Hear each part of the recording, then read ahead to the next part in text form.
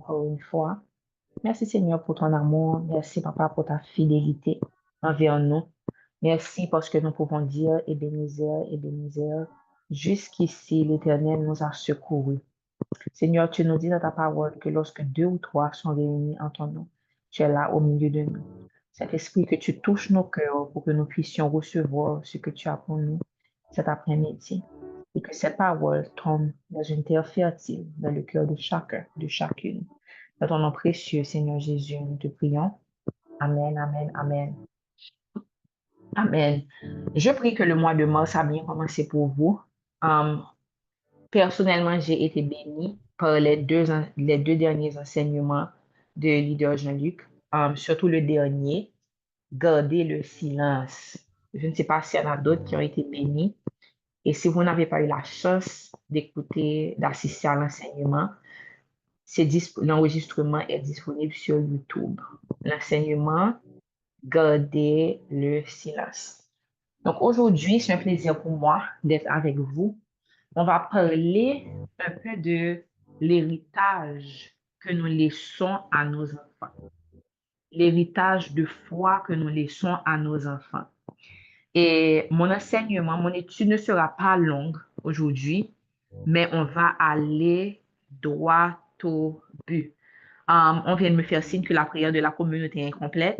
On n'a pas lu versets 12, 13 et 14. Lynn, tu t'es arrêtée avant la fin? Désolé. OK. Verset 12. Rendez grâce au Père qui vous a rendu capable d'avoir peur à l'héritage des saints de la lumière, qui nous a délivrés de la puissance des ténèbres et nous a transportés dans le royaume du Fils de son amour, en qui nous avons la rédemption, la rémission des péchés. Amen.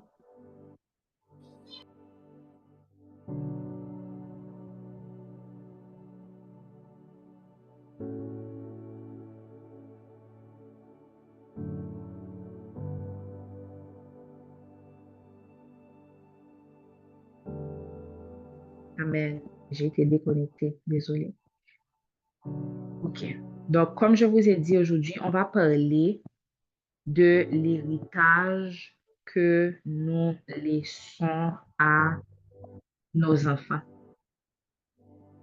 Si le host peut mettre Pearl comme co-host pour moi, s'il vous plaît. Pour ceux qui participent à Dive in the Word, dernièrement, nous avons lu ensemble le livre de Josué. Et lorsque j'ai lu le livre de Josué, il y a un verset en particulier qui a attiré mon attention.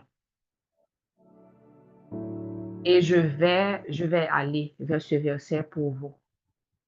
Allez avec moi vers Josué chapitre 4, s'il vous plaît. Josué chapitre 4.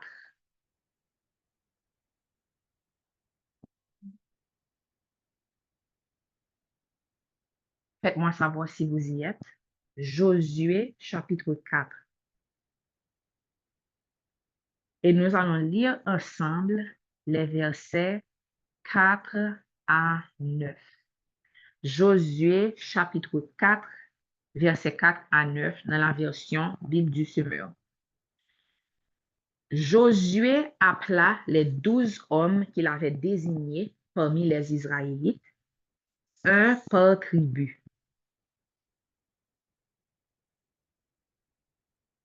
Josué appela les 12 hommes qu'il avait fait désigner parmi les Israélites, un par tribu.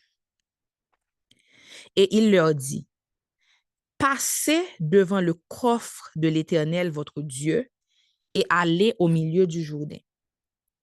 Que chacun de vous y ramasse une pierre et la charge sur son épaule pour qu'il en ait une pour chaque tribu d'Israël. Ces pierres resteront comme un signe au milieu de vous.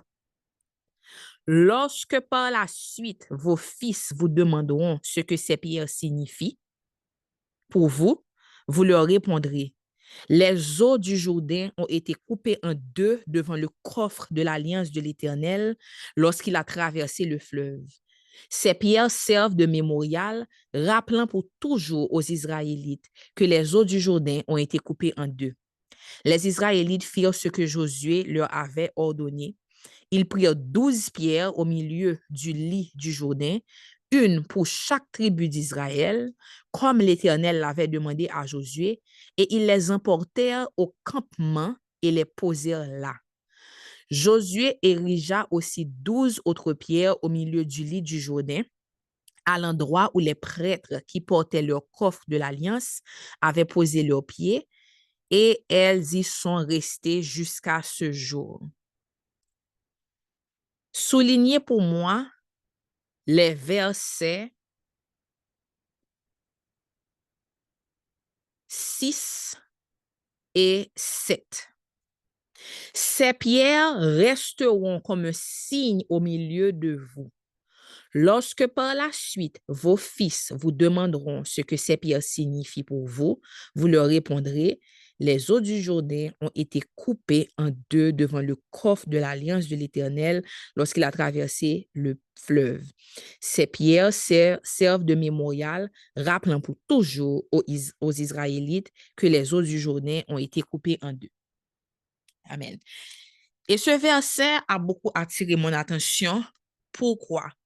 Parce que, pour ceux qui ne savent pas, Josué était celui qui avait succédé à Moïse. Donc, lorsque Moïse est mort, avant sa mort, en fait, il a imposé les mains à Josué, qui avait été celui qui avait été choisi pour porter le manteau et pour continuer la mission que Moïse avait commencée.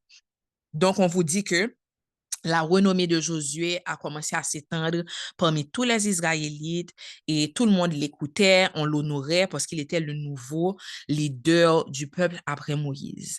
Et là, lorsqu'ils sont arrivés devant, il y a un moment donné où, lorsqu'ils sont arrivés devant le Jourdain, eh bien, comme la mer Rouge avait été fendue en deux pour laisser passer le peuple à leur sortie d'Égypte, la même chose environ s'est passée au Jourdain et ils sont passés à sec. Et c'est là que Josué a donné l'ordre à chaque chef de tribu de prendre une pierre de ce lieu-là pour qu'il puisse avoir un signe, une structure, un rappel de la fidélité de Dieu, du miracle que Dieu avait opéré au milieu du peuple. Amen. Donc, pourquoi ce verset est clé? Souvent, vous allez voir que juste parce que quelqu'un, des parents, ont vécu des choses extraordinaires avec Dieu, cela ne veut pas dire automatiquement que les enfants vont marcher dans cette destinée. Et ça, c'est dommage parce que la parole de Dieu nous dit que le Seigneur donne des bénédictions pour vos enfants et les enfants de leurs enfants. Ça veut dire que dans la nature de Dieu, il veut non seulement nous bénir, mais il veut que quelles que soient les bénédictions qu'il nous donne, que ce soit passé de génération en génération. Mais il y a plusieurs choses qui peuvent faire que c'est une tragédie.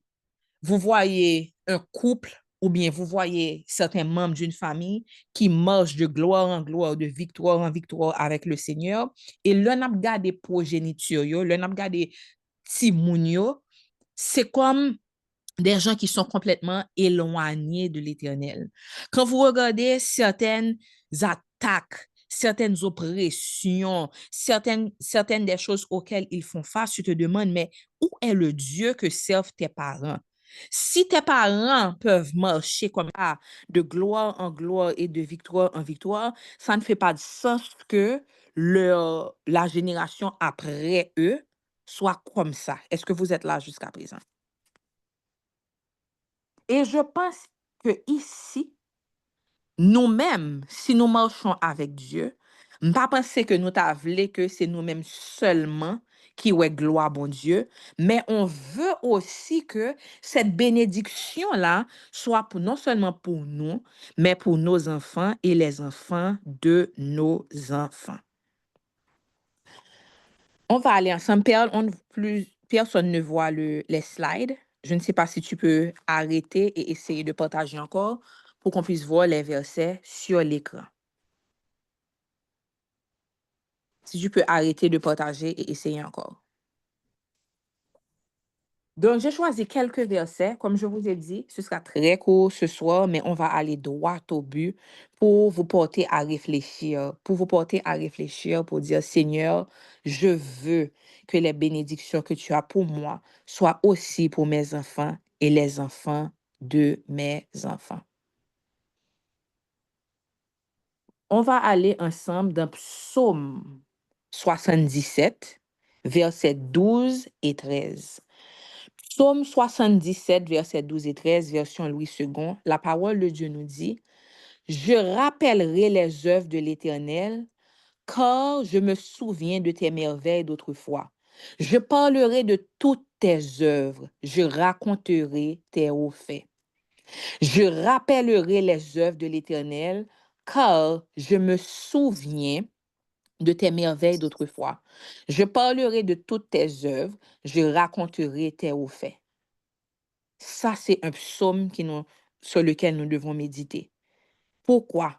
Parce que là, le psalmiste est en train de dire qu'il se rappellera les œuvres de l'Éternel. Il se rappellera ce que l'Éternel a fait pour lui. Pourquoi? Parce qu'il se souviendra toujours des merveilles d'autrefois. Eh bien, ça, c'est la clé. C'est la première clé. Nous devons nous-mêmes cultiver une habitude de toujours garder en mémoire ce que l'Éternel a fait pour nous. Et ça commence avec quoi? Ça commence avec un cœur qui veut toujours témoigner de la bonté de Dieu. Un cœur qui veut toujours témoigner de la bonté de Dieu. Trop souvent, le Seigneur fait des choses pour nous, fait des choses dans nos vies, mais on ne partage pas ce que l'Éternel a fait. Des fois, c'est à cause d'un cœur orgueilleux. Ça veut dire que nous minimisons ce que bon Dieu fait pour nous. Soit qu'on dit que c'est à cause de l'œuvre de mes mains.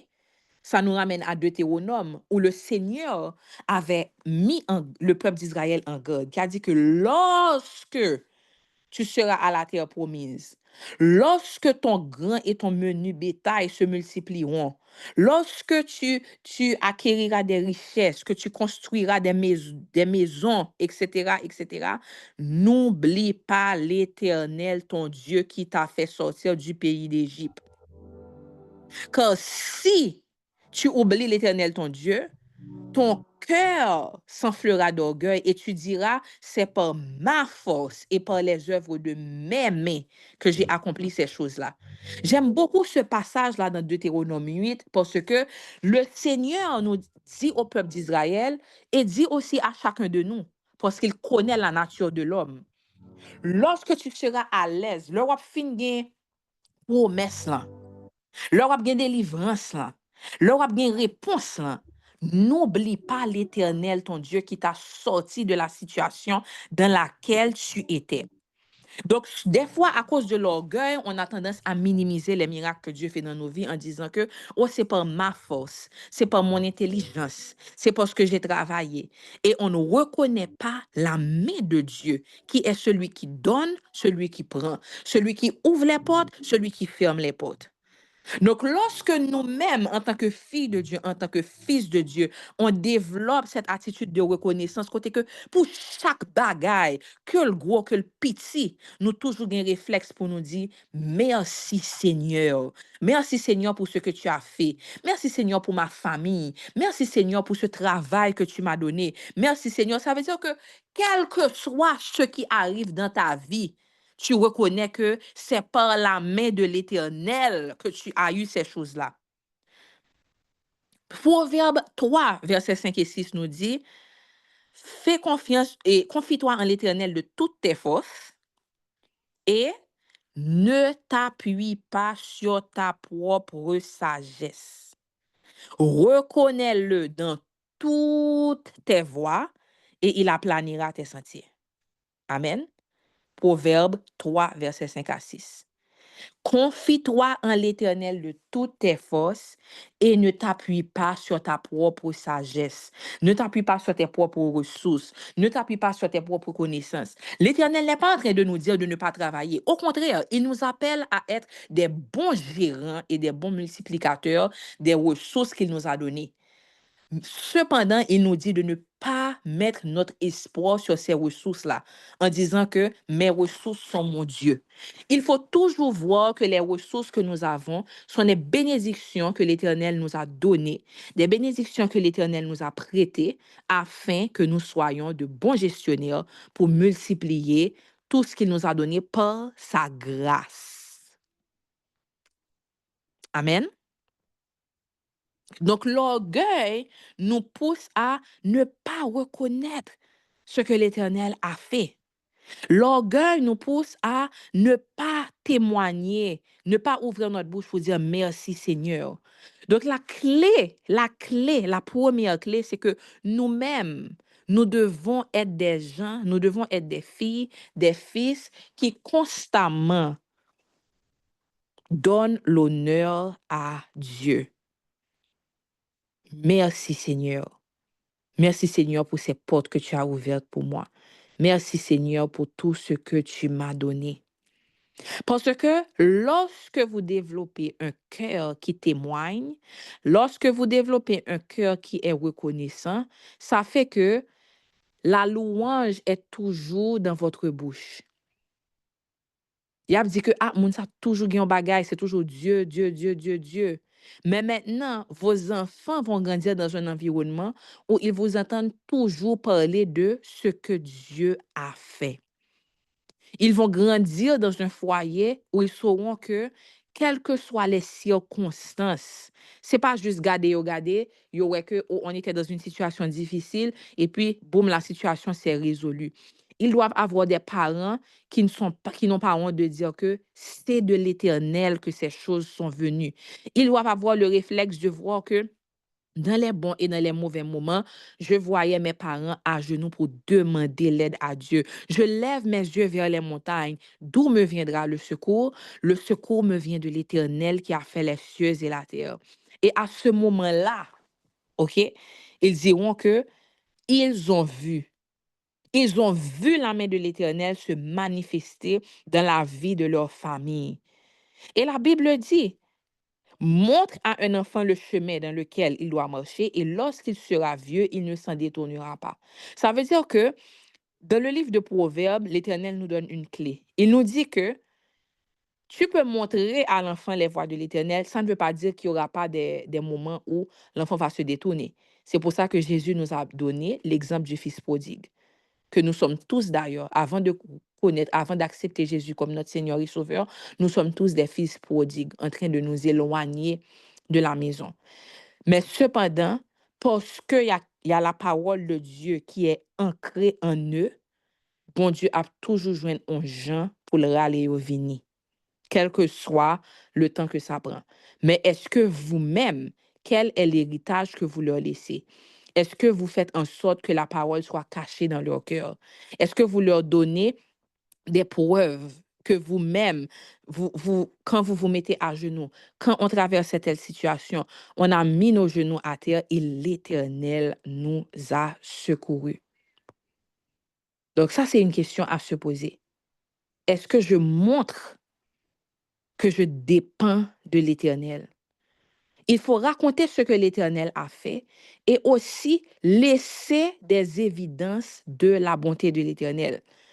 Vous ne voyez pas? Là, Josué a demandé de prendre des pierres et d'avoir une structure. C'était littéralement comme quelque chose de physique. Et il a dit quoi? Il a dit que lorsque vos fils demanderont,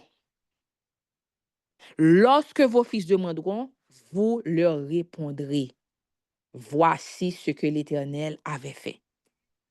Est-ce que vous voyez l'importance d'avoir des preuves de ce que l'Éternel a fait pour nous? On va voir ensemble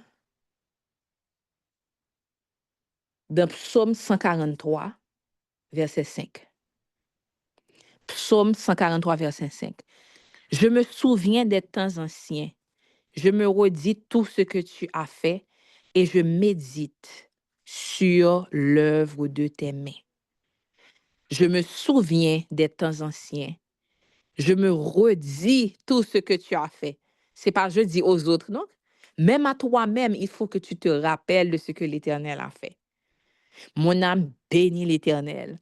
Que tout ce qui est en moi bénisse son Saint-Nom. Mon âme bénit l'Éternel et n'oublie aucun de ses bienfaits. C'est lui qui pardonne toutes mes iniquités, qui guérit toutes mes maladies. Il faut développer l'habitude de laisser des traces. Ça veut dire que lorsque vous ne serez plus de ce monde, il ne faut pas que les témoignages meurent avec vous. Vous pouvez laisser des témoignages par les passés, ok? Ça veut dire en racontant.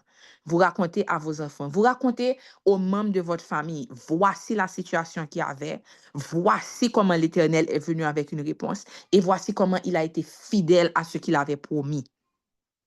Vous pouvez écrire également pour laisser des traces avec des dates.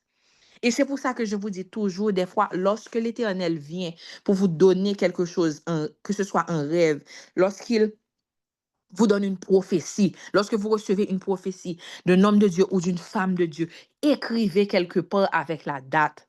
Comme ça, vous verrez que voici lorsque l'Éternel a parlé et voici le moment où ça s'est accompli. L'Éternel a fait de grandes choses. L'Éternel a fait de grandes choses pour ma famille. L'Éternel a fait de grandes choses pour ma santé. L'Éternel a fait de grandes choses pour mes enfants. L'Éternel a été fidèle. Donc, non seulement raconter, mais aussi écrivez pour laisser des traces. Faites en sorte que lorsqu'ils demanderont plus tard, comme le verset dit dans Josué 4, lorsque vos fils demanderont pourquoi il y a ceci, pourquoi vous faites ça, pourquoi on fait comme ça, pourquoi on remercie l'Éternel pour ça. Donc, à ce moment-là, vous pourrez retourner en arrière et dire, voici ce que l'Éternel avait fait. Et toujours garder un cœur reconnaissant.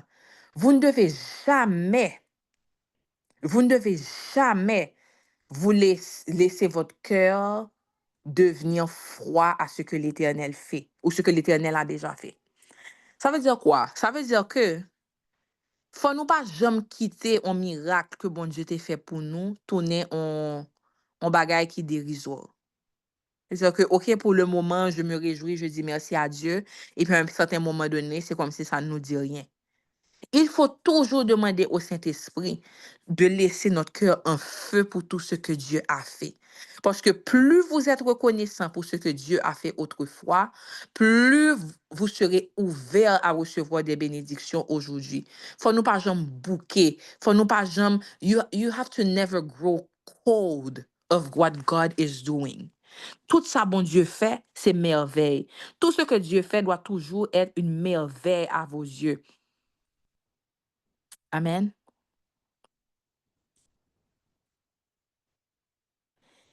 Je vais lire pour vous dans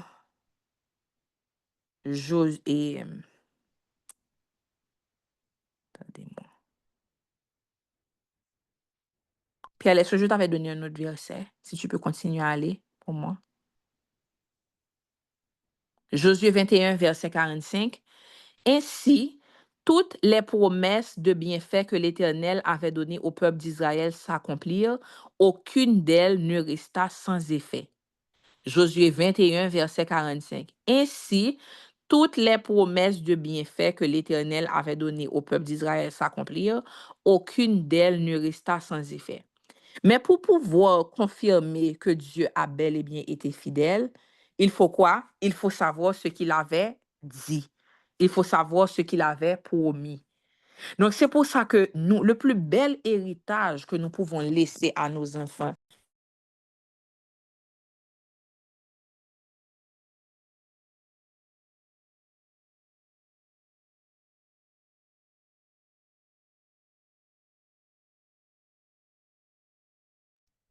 On n'entend plus.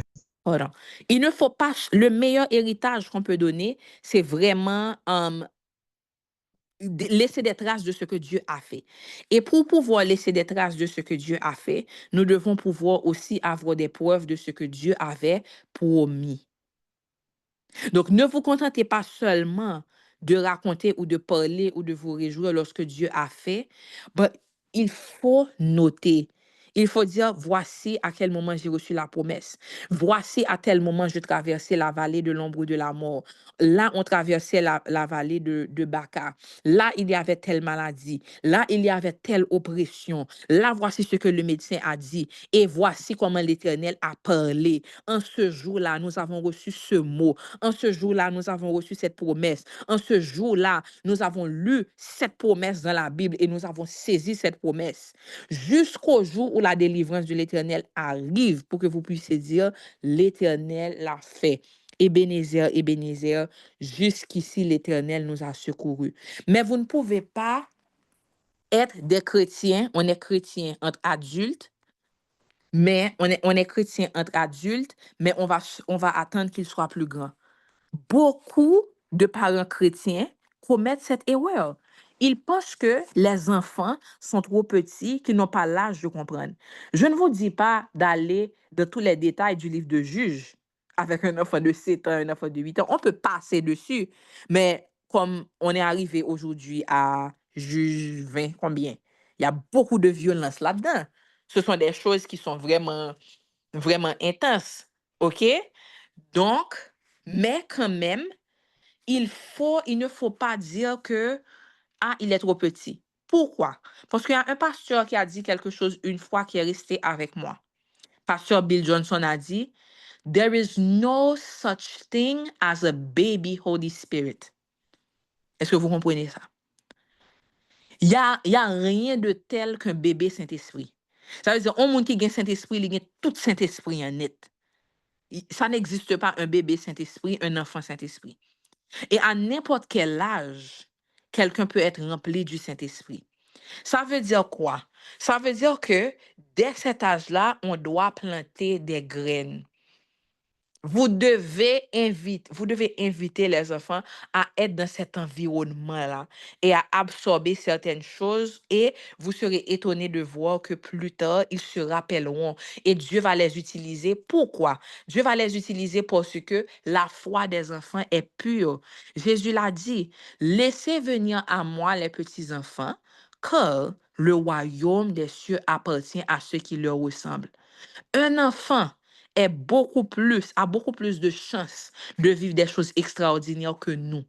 Parce que nous-mêmes, notre cœur est endurci. On doit travailler beaucoup. On doit vraiment s'humilier, se briser pour retourner à cette foi-là. La foi d'un petit enfant. Mais ne sous-estimez pas comment maintenant, avec la foi qu'ils ont maintenant, quel effet que ça va avoir de commencer à leur parler de Dieu. De commencer à leur dire que tu peux demander ça à Dieu. Si tu as ce problème, tu peux parler à Jésus. Voici ce que la Bible dit. Leur donner des petits versets qu'ils peuvent mémoriser. Comme la parole de Dieu dit, je serre ta parole dans mon cœur afin de ne point pécher contre toi. Il y a des situations où maman ne sera pas là, papa ne sera pas là, un autre membre de la famille ne sera pas là, mais il y a quelque chose qui a été planté dans le cœur de l'enfant qui permet à la voix du Saint-Esprit de lui parler pour lui montrer c'est quoi le bon chemin et c'est quoi le mauvais chemin. Donc, je vous repose la question ce soir. Quel est l'héritage de foi que vous laissez à vos enfants? Parce qu'un jour, ils demanderont. Un jour, ils demanderont, mais il faut avoir de quoi? Il faut avoir quelque chose qui suscite l'interrogation. Il faut laisser des pistes et des preuves pour que vous puissiez leur parler de Dieu, leur raconter certaines choses au temps convenable. Parce que Josué l'a dit, il a dit aux chefs des tribus, afin que lorsque plus tard ils demanderont, vous puissiez avoir une réponse et leur dire ce que l'Éternel a fait. Donc, c'est avec ça que je vous laisse. On va prier ensemble. Seigneur, on te dit merci, papa. Merci, Seigneur, pour ton amour. Merci, Seigneur, pour tous tes bienfaits. Merci, Seigneur, pour pour ta bonté. Merci, Seigneur, pour ta fidélité. Seigneur, aujourd'hui, nous voyons dans ta parole que tu nous appelles à laisser un héritage pour les générations futures. Seigneur, apprends-nous à ne jamais nous taire lorsqu'il s'agit de raconter tes bienfaits envers nous. Apprends-nous, Seigneur, à toujours garder un cœur reconnaissant pour ce que toi tu as fait dans nos vies. Apprends-nous, Seigneur, comment partager avec nos enfants, les enfants de nos enfants. Apprends-nous comment laisser des traces. Seigneur, certaines fois, nous savons que tu as des instructions spécifiques pour des familles. Que ceux qui sont là, Seigneur, que tu leur parles, que tu leur dises ce que tu veux qu'ils fassent. S'ils doivent écrire, qu'ils écrivent. S'ils doivent enregistrer, qu'ils enregistrent. Mais quelle que soit la façon, Seigneur, qu'ils laissent des pistes pour que leur famille se rappelle toujours de ce que toi, tu as fait. Merci, Seigneur, parce que tu ne changes pas. Merci, Seigneur, parce que ciel et terre passeront, mais tes paroles ne passeront point, Seigneur. Donc, nous nous mettons en accord avec ta parole et nous te faisons confiance en sachant que jamais tu ne nous laisseras, jamais tu ne nous abandonneras. Que quel que soit ce qu'on traverse, tu nous dis que même lorsque nous traversons la vallée de l'ombre de la mort, Seigneur, tu es avec nous. Que ta roulette et ton bâton nous rassurent, Seigneur. Nous prions, Seigneur, protection sur nos enfants. Protection, Seigneur. Protection autour d'eux, protection sur leurs pensées, protection sur leurs yeux, protection pour leur sang, Seigneur. Et équipe-nous pour que nous soyons des bons gestionnaires de ces enfants que tu nous as prêtés. Et même pour ceux qui n'ont pas encore d'enfants, papa, qu'ils commencent à qu'ils développent cette attitude de reconnaissance et qu'ils commencent à laisser des traces de tout ce que tu as fait dans leur vie. C'est dans ton nom précieux, Seigneur Jésus, que nous te prions. Amen. Amen, amen. Soyez bénis tout le monde. Je prie que cette exhortation vous a bénis. Nous voyons demain matin pour la prière du matin. Soyez bénis.